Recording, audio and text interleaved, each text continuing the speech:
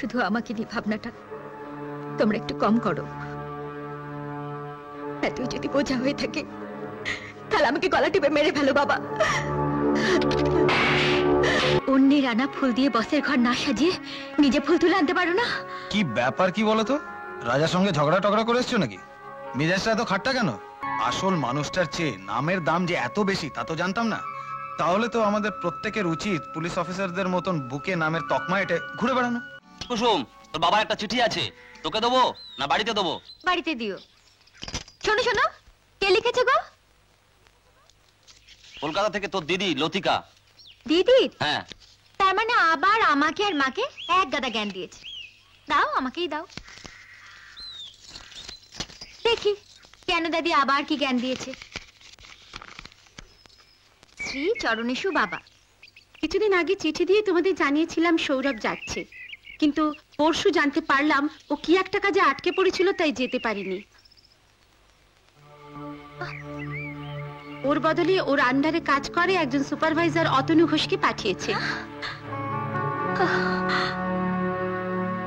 আমি অবশ্য ওকেও চিনি। যাই হোক, সৌরভ পরশু ফোন করে জানালো আগামী 27 মার্চ নিশ্চয়ই যাচ্ছে। তুমি ওই দিন স্টেশনে থেকো। না,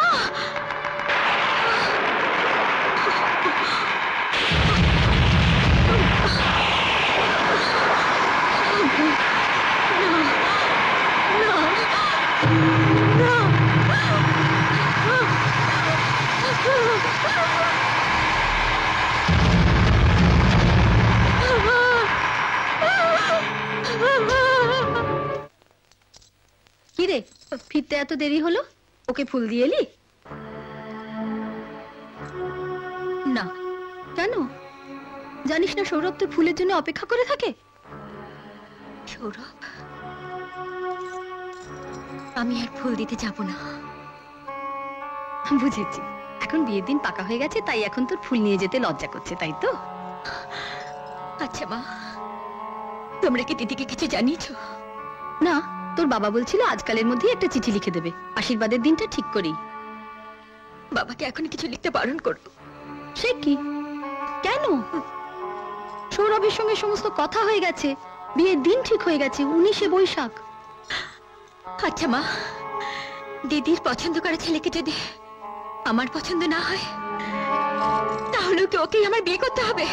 ও, এ আবার কি কথা? সৌরভকে তো তুইও পছন্দ করেছিস, মেলামেশা করছিস, খুঁজছিস, ফিরছিস, এখন এসব কি কথাবার্তা বাপু? হ্যাঁ রে, আজকে ফুল দিতে গিয়ে তোদের মধ্যে কোনো মান অভিমানের ব্যাপার হয়েছে বুঝি? ওরকম হয়, বিয়ের পর দেখবি আরো কত হবে। মান অভিমান যত হবে, ভালোবাসার টানও ততই বাড়বে। আমাকে একটু ভাবতে দাও মা। ঢং! এই দেখছি ঢলে ঢলে পড়ছিস আর এই বলছিস ভাবতে দাও। এ কি ছেলে খেলা নাকি? বিয়ে বলে কথা, এর সঙ্গে তো জামাইবাবুরও মান সম্মানের প্রশ্ন জড়িয়ে আছে, এটা মনে রাখিস।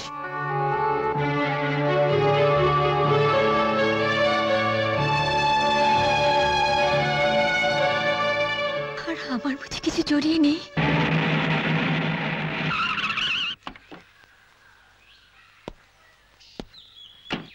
দাঁড়াও, আসছি। নমস্কার স্যার। নমস্কার। স্যার, কাল রাতে আপনার নামে কলকাতার অফিস থেকে এই টেলিগ্রামটা এসেছে। দেখি।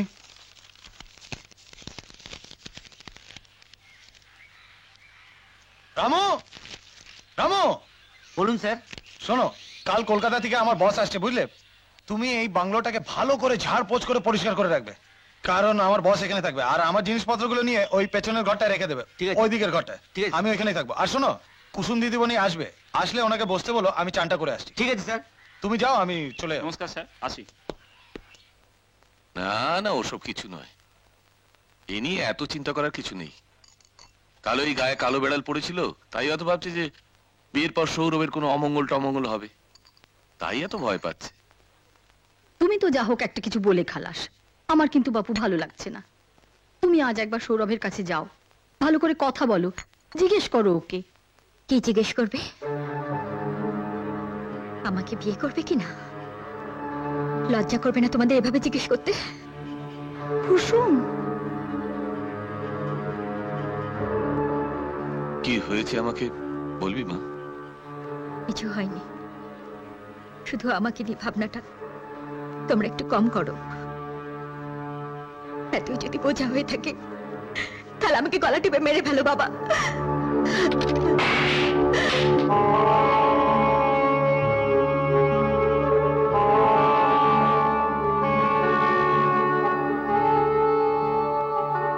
কিছু বুঝতে পারলে?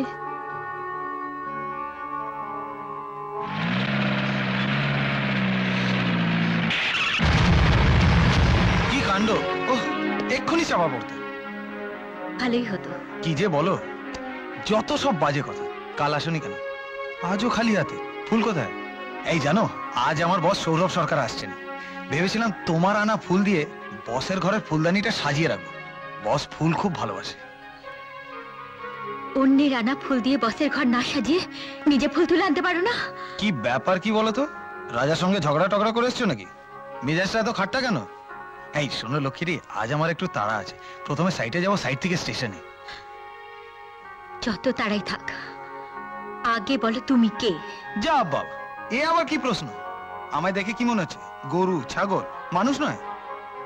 মানুষের তো একটা নাম থাকে। আমারও আছে, জলি। তুমি জানো না? ওটা তো ডাক নাম, আসল নামটা কি? আসল নামটা তো আমিও ভুলে গেছি। দাঁড়া দাঁড়া দাঁড়া, মনে করতে দাও। কি ছিল? হ্যাঁ, অতনু ঘোষ। বাজে নাম, তাই না? কিন্তু নামে কি আসে যায় বলো?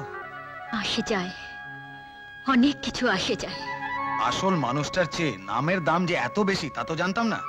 তাহলে তো আমাদের প্রত্যেকের উচিত পুলিশ অফিসারদের মতন বুকে নামের তকমা এঁটে ঘুরে বেড়ানো। আমার দিদি লতিকার সঙ্গে তোমার আলাপ আছে? আছে, একটু একটু। আমার বস সৌরভ সরকার, তার সঙ্গে তোমার দিদির বাড়ি কয়েকবার গেছি। তোমার জামাইবাবু শুভঙ্কর সেন, তার সঙ্গে আমার বসের খুব খাতির। তুমি কি কাজ করো? দাঁড়াও দাঁড়াও দাঁড়াও, তোমার কথাবার্তা শুনে তো মনে হচ্ছে তুমি আমার বিয়ের ঘটকালি করতে এসেছো। তাহলে শোনো, আমি জিনিত কনস্ট্রাকশন কোম্পানিতে সুপারভাইজার হিসেবে কাজ করি। আমাদের কোম্পানির এখানে একটা বাঁধ তৈরি হচ্ছে, আর সেই কাজেরই সুপারভাইজ করতে আমি এখানে এসেছি। আসলে আমার আসার কথা ছিল না, আসার কথা ছিল আমার বস সৌরভ সরকারের। কিন্তু একটা বিশেষ কাজে তিনি কয়েকদিনের জন্য দিল্লি গেছেন, আর তার বদলেই আমাকে এখানে পাঠানো হয়েছিল। এখন তিনি এসে গেছেন, বাস আমার কাজ শেষ, আমি পালাবো। আর আমার কি হবে? তা তো আমি জানি না। আমার বিয়ে পাকা হয়ে গেছে, কাল তোমার বাবাকে বলে হতে দিয়েছি। কি বলেছো বাবাকে? কার কার সঙ্গে তোমার বিয়ে ঠিক হয়েছে? দেখো, আমি এখানে এসেছি চৈত্র মাসে। মাসটা যে বড্ড খারাপ বলে গেছেন কবিগুরু রবীন্দ্রনাথ ঠাকুর। প্রহর শেষের আলোয় রাঙা সেদিন চৈত্র মাস, তোমার চোখে দেখেছিলেম আমার সর্বনাশ। তাই এখানে এসে একটা মেয়ের চোখের দিকে তাকিয়ে আমি প্রেমে পড়ে গেলাম। বাস হয়ে গেল সর্বনাশ। ঠিক করে ফেললাম কি ওই মেয়েটাকে আমি বিয়ে করব। মেয়েটার নাম কুসুম। কিন্তু তুমি সকাল সকাল ফুল না নিয়ে এসে এক গাদা প্রশ্ন নিয়ে কেন এলে? আমিও তো সেই প্রশ্ন নিয়ে এসেছি। কেন এলে? কেন এলে তুমি? কেন এলে? বলো কেন এলে? কেন এলে? কুসুম,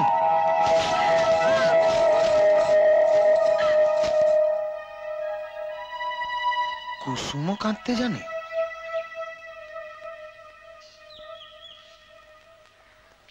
সর্বনাশ, আমি কেন এলাম তা তো আমি জানি না, কিন্তু ওইদিকে যে আমার বস এসে গেল, বাপরে বাপ।